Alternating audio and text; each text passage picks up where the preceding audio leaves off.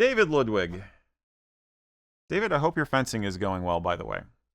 Had this to say. He said, I've heard that lower yardage kilts, about 4 yards worth, with traditional box pleating, can have some practical advantages over equally yardage or higher yardage kilts that use knife pleating.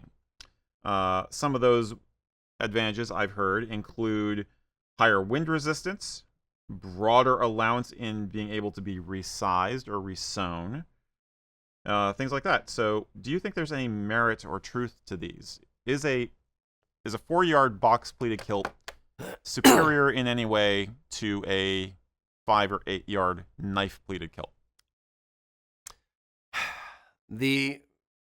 I have a love-hate relationship with box pleated kilts. When I made my first one just to play around with it, and I made one for myself, I felt like it was a cheerleader skirt. I didn't like it. I do like, for weird reasons, I do like a lower yardage kilt from a balance perspective, because if you take an 8-yard kilt, you have 1 yard of cloth, roughly speaking, 1 yard of cloth for the front apron, 1 yard for the under apron, 1 yard for the over apron. Then you have 6 yards pleated up across the back. That, kind of drags down, or has more weight in the back than it does the front. In a 4-yard or a box pleated kilt, you end up with 2 yards, front apron, or under apron, front apron in the front, and then 2 yards in the back. So it's a little bit more balanced. The disadvantage is the pleats are nowhere near as deep, and you end up in a box pleated kilt. You're going, the pleat goes, it's kind of a Z shape. It goes in on both sides, so the pleat has an edge on both sides of the pleat. It is much more difficult to make. I'm sure Mac is over there cringing and crying silently in his beard. than a traditional, knife pleated kilt, because you have to worry about, ironing on both sides of each individual pleat. The balance thing, I would say, is it's an advantage, but it doesn't matter too much. The advantages are kind of, I won't say minuscule, but they're not great. Mm-hmm. You could do a 5-yard knife pleated kilt and a 4-yard box pleated kilt and have essentially the same advantage. In a box pleated kilt, for my money, you don't get the same swing that you do on a knife pleated kilt.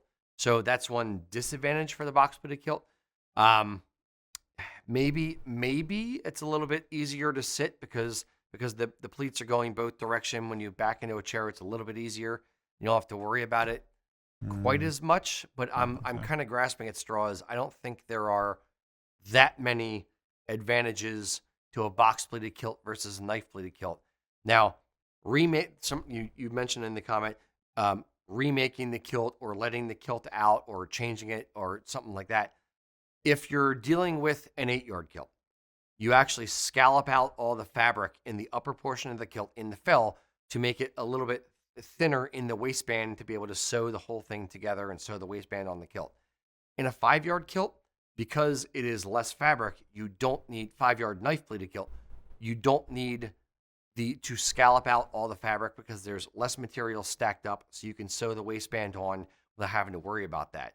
So a 5-yard knife pleated kilt and a box pleated kilt, neither of those would be scalloped out. Therefore, either of them would be easier to adjust if you choose to adjust the kilt depending on how much weight you gain or lose. Mac, why don't we bring Mac in for this as well? See if he has any comments. I don't know. I was just kind of thinking more on the swing, like it more moves as one chunk, and it doesn't flare. It doesn't have that flare like you would on a 5-yard or an 8-yarder. Yeah. I kind of get where they're meaning about the adjustability, because it all depends on where that end measurement starts with, because you could be in the middle of that pleat and you would still have a good chunk to move forward or back if you expanded or contracted. So I get that to a little bit of a degree, but again, I don't think it's nothing. He's talking about, and just for those out Yeah. there, he's talking about because on a box pleated, I'm assuming this is what you're talking about. Box pleated kilt, the pleats are about 2 inches wide. So if the front apron wraps around to halfway onto that pleat, you can gain a little bit and move the buckle to be able to show none of the under apron, versus on a knife plated kilt, it ends, if the pleats are, 3/4 to 1 inch wide, you're not covering up as much. Is that? Yeah, that's Yeah. exactly it. Okay. I don't think there's that great of advantage to be like, "Yep, that's what we need to do." I think it's to each his own. Yeah. I think we're kind of in the majority here, if I may. I think if the advantages were really that good, or the ease of care was that good, or the advantages were that high, you'd see more of them. The vast majority of kilts are knife pleated. I would even prefer like a reverse Canusi pleating over box pleating personally. I think you could theorize it might have similar advantages to some of what he's talking about. And I honestly kind of like the look better anyway. But I don't think so. Yeah. No, sir.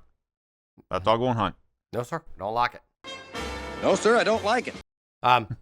Yeah, it is both easier for the maker to do a knife pleated kilt, and generally speaking, more popular for a knife. It's a dog chasing his tail kind of thing, or self-fulfilling prophecy, where because it's easier for the maker, they want to do that one, or they're selling more of that one, or they're not offering a box pleated kilt, which makes more knife pleated kilts out there in the world. So who knows which is first, but we are kind of not left with, but we are, that is what has emerged as the victor for the most part, is knife pleated kilts. Do some people still do box pleated kilts? Sure. Have we made them on occasion? Sure. If you want one, email ian@usakilts.com. He will thank you for emailing him about box pleated kilts. He's going to love me for saying that. But it's one of those where they're not super popular. They do take a little bit more work to do. Therefore, they are generally a little bit more expensive than a traditional knife pleated kilt. Right. Indeed. Thanks for watching the video, guys. Remember, if you like the type of content we create, please give us the thumbs up and subscribe to the channel and ring the bell so you get notifications anytime we come out with a new video.